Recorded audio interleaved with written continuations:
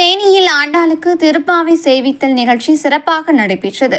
திருப்பாவை சேவித்தபடியே முக்கிய வீதிகள் வழியாக வந்த ஆண்டாளை பொதுமக்கள் தரிசனம் செய்தனர். தேனி அள்ளிநகரத்தில் பழமை வாய்ந்த ஸ்ரீ வரதராஜ பெருமாள் திருக்கோவில் அமைந்துள்ளது. இந்த திருக்கோவிலில் ஆண்டாளுக்கு 2ஆம் ஆண்டு திருப்பாவை சேவித்தல் நிகழ்ச்சி சிறப்பாக நடைபெற்றது. முன்னதாக அள்ளிநகரம் பகுதியில் அமைந்துள்ள ஸ்ரீ சிவசக்தி விநாயகர் திருக்கோவிலில் இருந்து ஆண்டாள் புறப்பாடு நிகழ்ச்சி நடைபெற்றது. ஆண்டாளுக்கு பச்சை வண்ண பட்டு உடுத்தி ஆபரணங்கள் கிரீடங்கள் அணிவித்து மலர் மாலைகளால் சிறப்பாக அலங்கரிக்கப்பட்டு காட்சி தந்தார். பின்னர் பக்தர்கள் திருப்பாவை சேவித்தபடியே ஆண்டாள் புறப்பாடு தொடங்கி நகரின் முக்கிய வீதிகள் வழியாக வந்து வரதராஜ பெருமாள் திருக்கோவிலை அடைந்தனர். பின்னர் ஆண்டாளை சம்பரத்தில் தூக்கி சென்று ஆலயத்திற்குள் சென்றனர். அங்கு பெண்கள் ஆண்டாளுக்கு ஆரத்தி எடுத்து ஆலயத்திற்குள் வரவேற்றனர். பின்னர் கோவிலை சுற்றி வந்த ஆண்டாள் சன்னதியில் அமர்த்தினர்.